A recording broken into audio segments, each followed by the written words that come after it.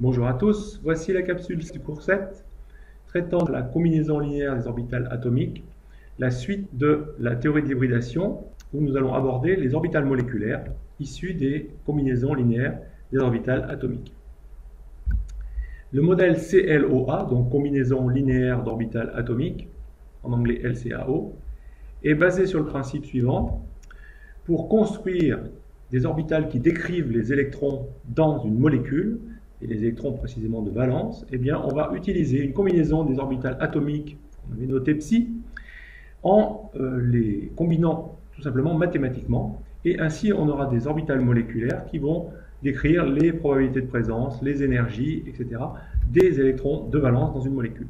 Par exemple, la molécule de H2, on reconnaît ici les représentations conventionnelles des orbitales 1s pour les atomes, eh bien, la molécule va être représentée comme ceci, par l'intermédiaire d'une orbitale moléculaire, qu'on appellera ici sigma. Cette orbitale moléculaire a été obtenue en combinant tout simplement, linéairement, les orbitales atomiques, ici 1s. La fonction d'onde qui décrit deux électrons de valence, dans le cas de H2 par exemple, eh bien, va se construire de la façon suivante. Pour la molécule de dihydrogène, on va distinguer deux atomes qu'on a indicés ici, petit a et petit b. Ces deux atomes liés sont en fait, lorsqu'ils sont séparés, décrits au niveau de leur structure électronique par une orbitale 1s, 1sa pour Ha, 1sb pour Hb. Ces deux orbitales atomiques peuvent être combinées mathématiquement, n'oublions pas que psi est une fonction mathématique, pour construire une orbitale moléculaire. Et il y a deux combinaisons possibles. Combinaison linéaire signifie faire une opération avec des additions, des soustractions, des choses comme ça. Donc, première orbitale moléculaire possible, il y a une combinaison dans laquelle on va faire une addition, tout simplement, des deux orbitales psi 1, 0, 0, c'est-à-dire les orbitales 1sa et 1sb, tout simplement, avec tout simplement une addition et puis un facteur n ici qui est un réel dont on ne s'occupera pas. On peut noter cette combinaison linéaire, hein, c'est une opération mathématique, comme ceci, donc tout simplement une addition. On va donc représenter de façon conventionnelle les deux orbitales atomiques avec un plus au centre.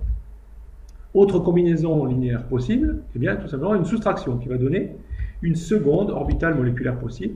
On note ici le signe moins. On prendra systématiquement les fonctions psi comme étant positives. Et donc, on peut noter aussi la nouvelle orbitale moléculaire qu'on appelle sigma s étoile. On va la noter m, réel quelconque, multiplié par la soustraction des deux fonctions 1s. De façon conventionnelle, on représentera donc les deux orbitales de signes différents pour manifester le fait qu'on fait une soustraction.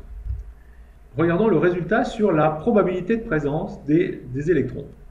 Lorsque le cas 1 est évoqué, ici, l'addition des deux orbitales, on voit que lorsqu'on prend le carré de la fonction d'onde qui décrirait les deux électrons dans la molécule, eh bien ce carré, lorsqu'on développe, est plus grand que la somme des deux carrés des deux atomes pris séparément. Ce qui signifie que la densité de probabilité de présence des deux électrons entre les deux noyaux sera plus élevée que la somme des deux densités de probabilité de présence des électrons lorsqu'ils sont localisés sur chacun des noyaux.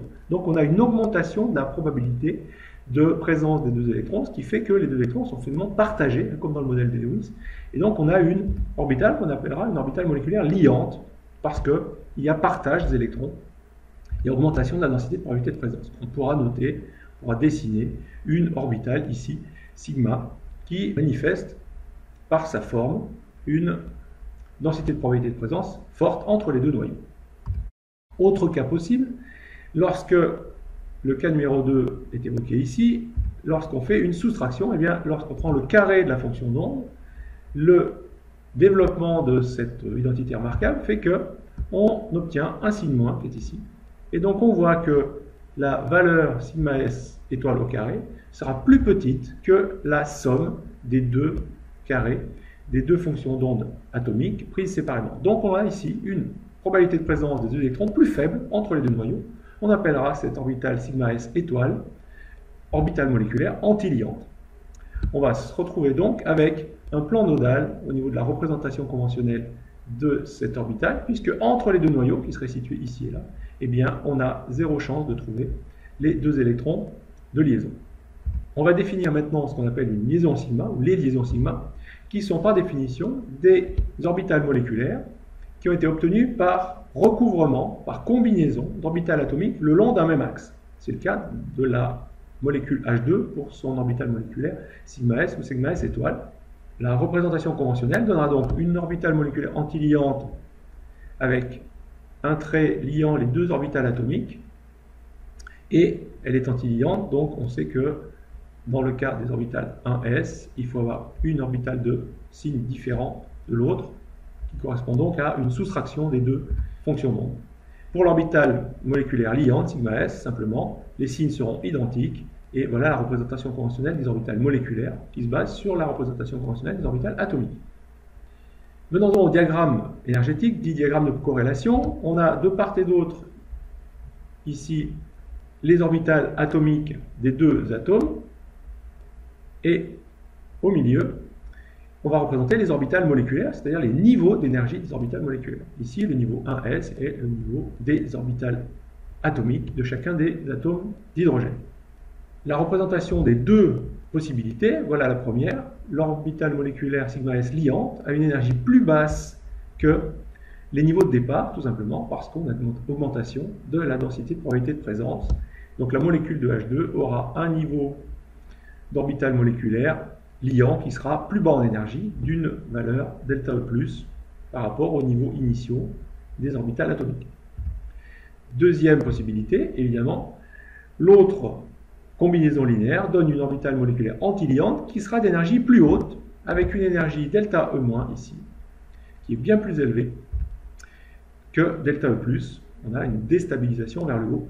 Ces deux possibilités sont donc les deux possibilités pour les électrons de valence, de H2, de se positionner dans un diagramme énergétique.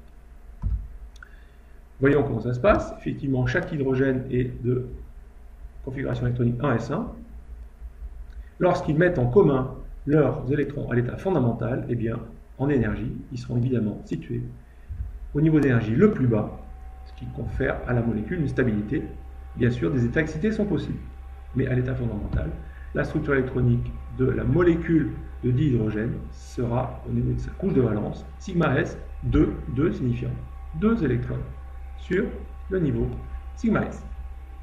Merci, à bientôt pour les autres molécules, notamment les molécules diatomiques des éléments de la seconde période.